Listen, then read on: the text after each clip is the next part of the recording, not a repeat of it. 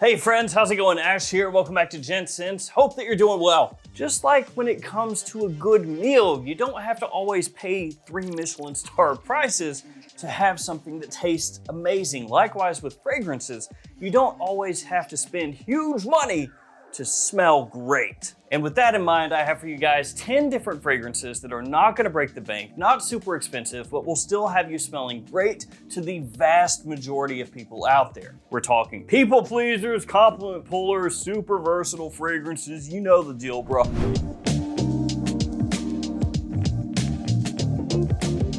And I try to work in a good deal of different style of fragrances here in this list today. Since we're right now heading into summer, things are heating up, I decided to go with mainly freshies, but there still should be something for everybody in the list today. Now, all of these fragrances I'll have linked in the description below, so feel free to check them out down there if any of them sound interesting. Let's get started with the scent that I picked up here recently that is from a house not a lot of people are wearing. And that would be this one from Pepe Jeans, So Bold. I got mine from Joma Shop as a tester. I think it was about 25 bucks. And these are interesting presentations because check this out. Come on.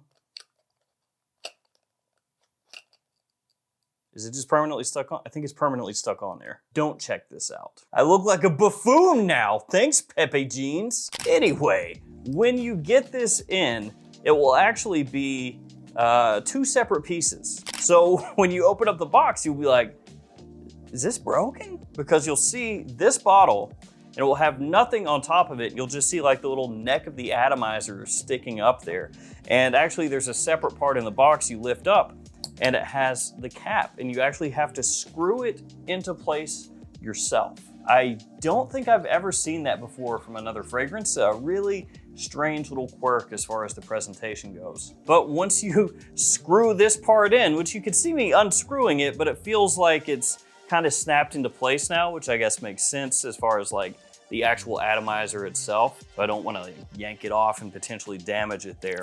But once you get it screwed in, there you go. So, little odd. Kind of like something Paco Rabanne might do, isn't it? A little bit? So anyway, like I said, this is about 25 bucks, came out last year to pretty much no hype. And part of that is gonna be because it wasn't the easiest thing on earth to find. I mean, it's really just now starting to pop up at places, at least in the US, where you can scoop it up. And how does it smell? That's the most important thing. Well, this is gonna be more of a fresh and sweet scent that reminds you of probably 10 different things out there, but it doesn't smell exactly like any of them. So sort of in that style of like Y from Yves Saint Laurent, but maybe with a little Invictus-y sweetness added in. It has a t-shirt accord off the top along with citrus, and really that just comes across smelling more like that fresh, but also sweet, like I've said a couple times, clean laundry sort of vibe, assuming that you clean your laundry with scented detergent. Then as it dries down, it's got some leather in there, violet as well.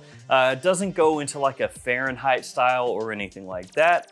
Keeps everything very, again, sweet, fresh, and really wearable. It's probably one that's going to appeal more to guys middle-aged and younger, but for the price point, solid stuff. And Pepe Jeans in general, for the price point from discounters, is usually a pretty safe bet, assuming that you're wanting something that, yes, is going to lean a little more toward the sweet, kind of synthetic vibe. And I don't say synthetic as a put down, but you know, if we're talking something that has similarities to Y and Invictus, I don't know anybody that's ever been like, yo, you smell that Invictus? Super natural, just like photographically realistic. But yeah, kind of like that, you know what I'm talking about. Pepe Jeans, for the price point, again, at discounters, super cheap. They're really, really easy to wear, very versatile, and good compliment pullers. Let's switch gears and go with Mustache Eau de Toilette next from Rocus. And as we continue on, here are codes you can use at any of these different websites to save money, but there is one new thing that I want to point out.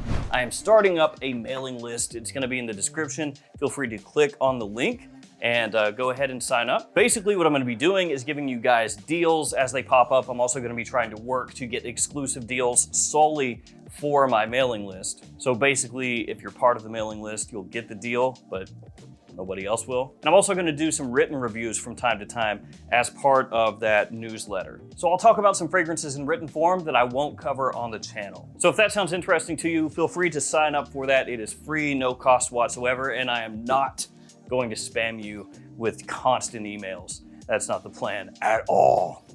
So don't worry about that. All right, back to mustache. When it comes to mustache, the one that gets hyped all the time is the Eau de Parfum, of course, which smells a bit like Tuxedo from Yves Saint Laurent, Tuxedo Mask. It is a cheaper take, obviously, on Tuxedo, but still really, really, really well done. So Mustache Eau de Parfum, also a sick buy for a low price, but the Eau de Toilette doesn't get any love. And it kind of makes sense why, but it is still a great fragrance. Now, what do I mean by it kind of makes sense why?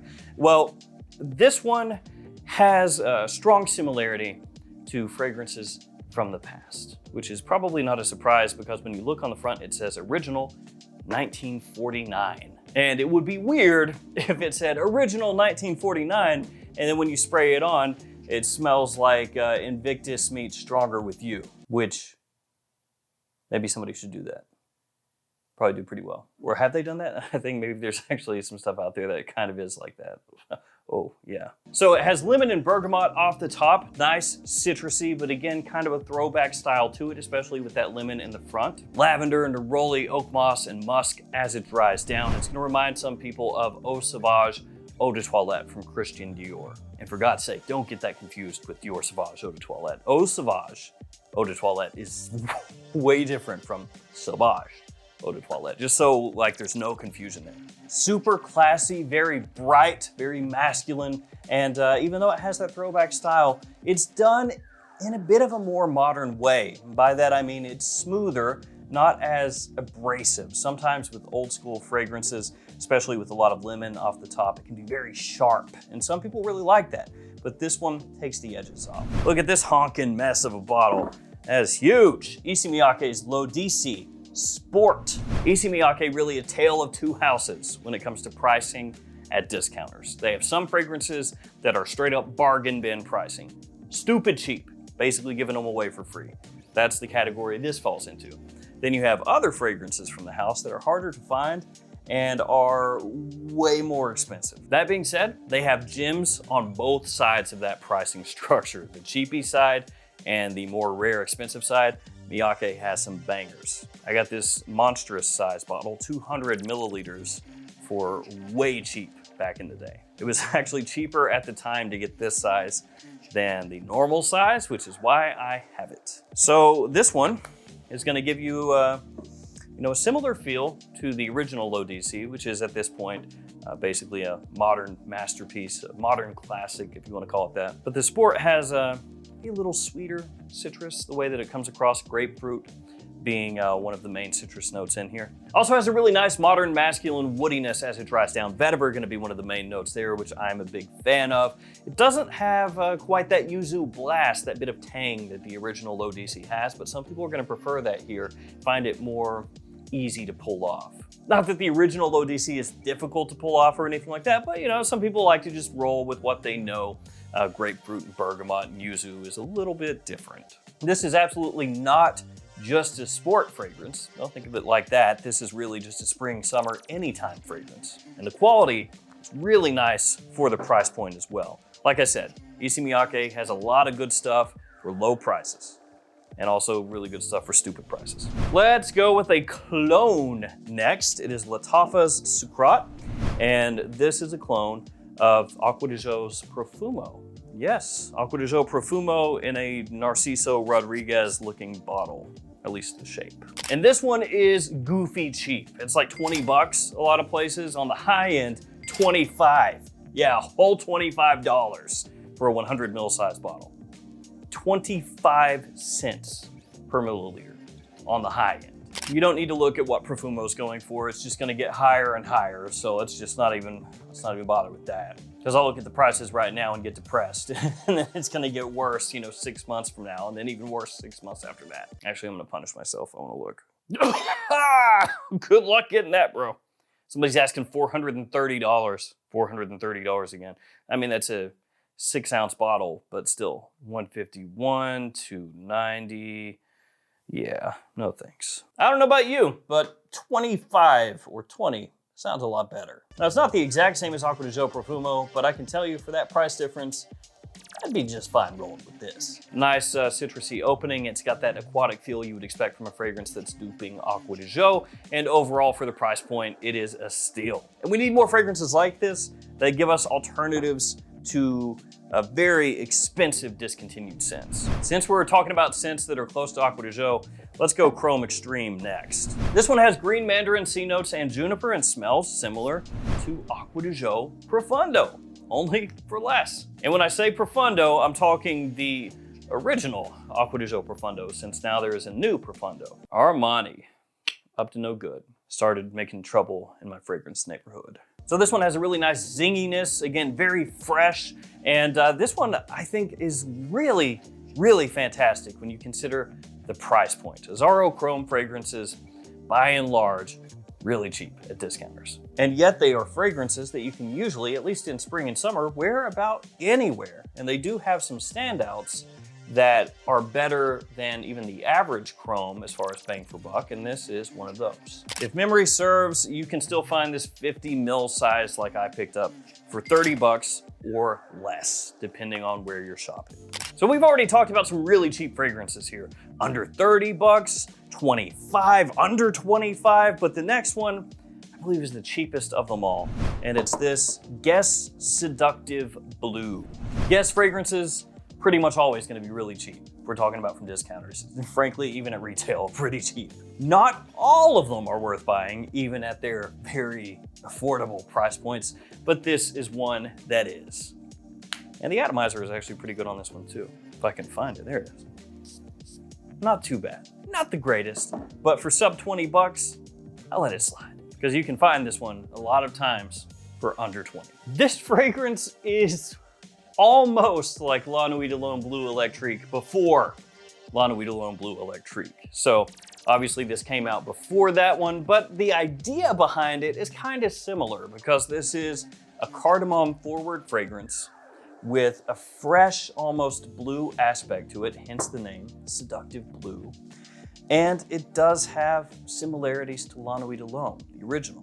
So there's a lot to like here. You get that compliment factor from La Nuit, the price point's super low, and they try to make it a little more versatile for day-to-day use. The main drawback with this one is the performance is so-so. But again, we're talking about something that costs dirt. You know, it's super cheap, and it's really that type of fragrance that I feel like you just add in to a purchase. It's not really something that you go to a website and you're like, oh man, I gotta buy Guess Seductive Blue and nothing else, right? That's probably not what you're gonna do with this. This is one of those ones where you're picking up a few other things and then you remember, oh yeah, this is like $18 or whatever, 20 bucks, and you just toss it in there. That's kind of what this is. That's how I bought it. And if you approach it that way as just like a nice scent that's gonna have you smelling very pleasant, maybe a little subtle, but super pleasant, that has similarities to more expensive designer fragrances that are really popular, then you're probably gonna be pretty pleased. If you go into it thinking, oh man, I bought this for 18 bucks, it's gonna last 12 hours, it's gonna fill up the room, and I'm gonna get so many compliments that literally I'm asked to step up as CEO of my company, and I'm gonna get to fire my boss today. Like if that's what you're thinking, yes. So we got 1 blue, 2 blue, 3 blue. This is Polo Deep Blue Parfum. Now this one you can pick up a 1.4 ounce size bottle for 30 bucks. That's from Joma Shop as of this video. Or you can pay a little more and get a 4.2 ounce size bottle for 50 bucks. So it's really up to you if you wanted to pick up like the most affordable one, just as far as the overall price point, you can get it for 40 mils for that 30 buck price tag, or you can get the full size for 20 bucks more. Regardless, really good deal for this one. The opening is great, in my opinion. It's got citrus and green mango, which gives it an interesting flair, a different take than you find in most blue fragrances. Then it has a nice aquatic vibe to it, but you get a good amount of greens in here, of green woodiness as well, cypress especially. And I will say that it has been compared to Acqua di Gio Profundo, so that means we got 2 fragrances on here that have drawn comparisons to that one. But I will say, once again, if you spray this on side by side with this, they're not the same. I think between the two that the chrome is a little bit more youthful. The Polo is a little bit more mature because of the woodiness that this one has. It comes out much more strongly than chrome. And this is really, at this point, kind of become an under the radar Polo blue fragrance. You know, it's not really like a big hype beast or anything like that. And that is part of the reason why the price has dropped, which makes it way more attractive to pick up. Don't have to spend that much, smell classy, you smell well put together, and you have something that has huge versatility. Let's go with another clone. This is the last one of the video, just 2 in here. Insurrection 2 Pure Le Parfum. How fancy, wow, Le Parfum, pinky's out. You can tell it's the Le Parfum version because it's got this cool pearlescent bottle. This is a clone of Creed Aventus. Although when you start to get kind of the way this one smells, you could also use this as a dupe for something like a Hassavat from Nishane. And it may actually be more accurate to call this like a Hassavat alternative, but I mean, really, you're starting to split hairs when you get to clone fragrances like this one, where it's kind of parking its seat over there, like halfway between Aventus and Hassavat, but still, it leans a little more toward the Nishane. Really nice opening, super pleasant, citrusy, easygoing. And the quality here actually very nice as well, considering the price point. Ray and Tradition does have a number of really good alternatives in the Insurrection line. Insurrection 2 Wild being similar to Pure Havan. Also, that's going to make some people find a similarity to Serjov's Naxos. The original Insurrection 2 Pure, that one is a nice Aventus alternative. So they've got some stuff there that's not too bad for the price point. The presentation looks all right as well. And this is a really good one also. And with this type of scent profile, you can use it literally anywhere. The cap kind of sucks though. It doesn't really work. It's supposed to be clicking on, but it doesn't. From there, we move on to Varvatos, and this is Varvatos XX, also known as Varvatos XX Heritage, depending on where you look. I've said this before, I'll say it again. Varvatos, at discounters, you can find some amazing deals. A lot of them are priced in that like $30 to $35 range, and they have some real steals when you get down to that price level. Good quality, and they have fragrances that work spring, summer, fall, winter. I'll tell you what, this fragrance feels slept on. It feels like, you know, it gets very little hype. Nobody really talks about it, so it flies way under the radar. But it smells actually surprisingly fantastic, like really good. Some people have even compared it to the smell of Coral Fantasy from Valentino Uomo, born in Roma, Coral Fantasy. Bit of a name. And it's a little bit in that wheelhouse, a little bit. Kind of one of those things where if you like that, you'll very likely enjoy this one too. Really nice opening, super pleasant. You have red apple, cardamom in there as well. Just grabs your attention right away. But that's not the best part. There's also black currant in there. So that black currant playing off of the apple is what really helps set this one apart, because you get that tartness from the black currant, then more fresh sweetness from the apple. It just makes for a great open. Then as it dries down, you have some coffee in the base. Again, a note that I very much enjoy. And with all that together, you end up with a fragrance that's probably best suited for fall and winter, maybe spring also, but it's not just all heavy, because you have some of that freshness off the top that really, again, grabs your attention. So it can be a nice change of pace. You know, it's one of those fragrances that works well when it's cold outside, but it's not just all, you know, heavy amber resins and vanilla. So XX, really nice stuff, a little under the radar. We're gonna finish up with Lalique White. You can usually pick this up for some $30 odd, maybe a little more, depending on where you're shopping and what size bottle you get, but you can consistently find it for 30 bucks or under. As you would expect from a Lalique, the quality way higher than that price point would have you think if you didn't know any better. Lemon leaf, bergamot, tamarind, black pepper, some woodiness, some of the notes in here. Very fresh, gentlemanly, grown up. Some people find like a little bit of a pencil shaving vibe to it. I don't get that too strongly, but some people do. And it's also been compared to Galloway from Parfums de Marly, only way cheaper. And there is a decent similarity there between Galloway and this, and it's not just the fact that they both come in white bottles. That one is gonna be, I would say, more for guys middle-aged and older.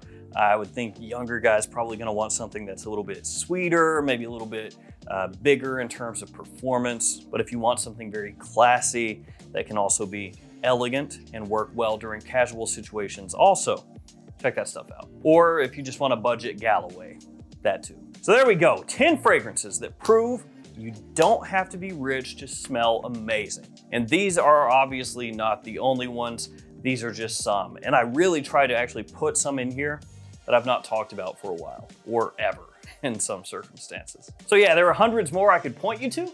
That's a pretty good jumping off point. I wanna thank you guys for hanging with me. Stay safe out there. I will see you tomorrow in another video. Good day.